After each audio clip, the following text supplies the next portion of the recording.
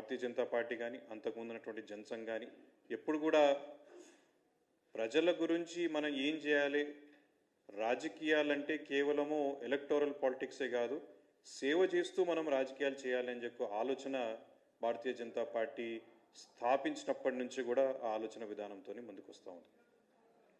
మీరు భారతీయ జనతా పార్టీ ఏ కార్యకర్తకి వెళ్ళి అడిగినా నువ్వు భారతీయ జనతా పార్టీలో ఉన్నటువంటి ముఖ్య ఉద్దేశం నీకు ఏంది అని అడిగితే, నేను దేశం కోసం ఏదో రకంగా సేవ చేద్దాం అనుకుంటున్నాను, దేశం కోసం ఏదో నా వంతు ప్రయత్నం చేద్దాం అనుకుంటున్నాను అంటారే తప్ప ఏ ఒక్కరు కూడా నాకు ఎంపీటీసీ కావాలనో, జెడ్పీటీసీ కావాలనో, జెడ్పీ చైర్మన్ కావాలనో, లేకపోతే ఎమ్మెల్యేనో ఎంపీనో కావాలి, ఆ ఆశతోనే నేను రాజకీయాలు భారతీయ జనతా పార్టీలో ఉన్నా అని చెప్పి ఎవరు కూడా చెప్పరు. మరి ఈరోజు కేంద్రంలో ప్రభుత్వంలో ఉన్నటువంటి భారతీయ జనతా పార్టీ ప్రభుత్వం మరి కేవలము మనం సేవ చేద్దాం అని అనుకుంటే సరిపోదు, దీనికోసము ఒక పక్షం అంటే ఒక 15 రోజులు పూర్తిగా మనం సేవ కోసమే అంకితం చేయాలి అని చెప్పి కేంద్రంలో ఉన్నటువంటి మన ప్రభుత్వము నిర్ణయం తీసుకోవడం జరిగింది. అయితే ఇది కేంద్ర పార్టీ దీనికి పూర్తిగా సహకరించి ప్రభుత్వానికి సహకరిస్తూ అన్ని ప్రాంతాలలో ఈ కార్యక్రమాలు సక్సెస్ గేట్ చేయడానికి భారతీయ జనతా పార్టీ కార్యకర్తలందరూ కూడా ముందుకు వస్తూ ఉన్నారు. ఇవన్నీ కార్యక్రమాలు కూడా వాస్తవంగా ఇతర రాష్ట్రాల్లో అక్కడ ఉన్నటువంటి కలెక్టర్ గారు ఒక నోడల్ ఏజెన్సీ లాగయ్యి వారి అండర్లో ప్రతి జిల్లాలో ప్రతి గ్రామంలో జరుగుతూ ఉన్నాయి.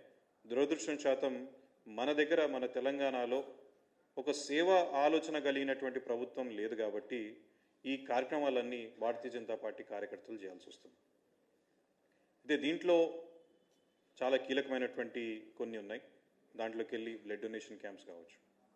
సెప్టెంబర్ 17 రోజు మన ప్రియతమ ప్రధానమంత్రి నరేంద్ర మోడీ గారి 75వ జన్మదినం కావడం వల్ల మనము ఈ మన ప్రాంతంలో మన తెలంగాణలో కనీసం 75 క్యాంపులు పెట్టాలని చెప్పి ఒక ఆలోచన రావడం జరిగింది. మన రాష్ట్ర అధ్యక్షుడు రామచంద్రరావు గారికి ఈ ఆలోచన రావడం జరిగింది.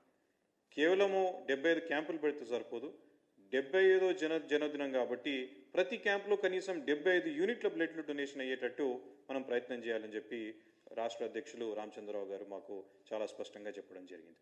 సో దాని తగ్గట్టుగా 17th రోజు ఆ కార్యక్రమంతో పాటు 18th రోజు స్వచ్ఛ భారత్ కార్యక్రమం, ఆ తర్వాత మ్యారథాన్, ఆ తర్వాత 25th రోజు దీన్ దయాళ్ ఉపాధ్యాయ గారి జయంతి రోజు వివిధ కార్యక్రమాలు కూడా చెప్పడం జరిగింది. కొమరయ్య గారు ఇంతకుముందు చాలా డీటెయిల్గా చెప్పారు.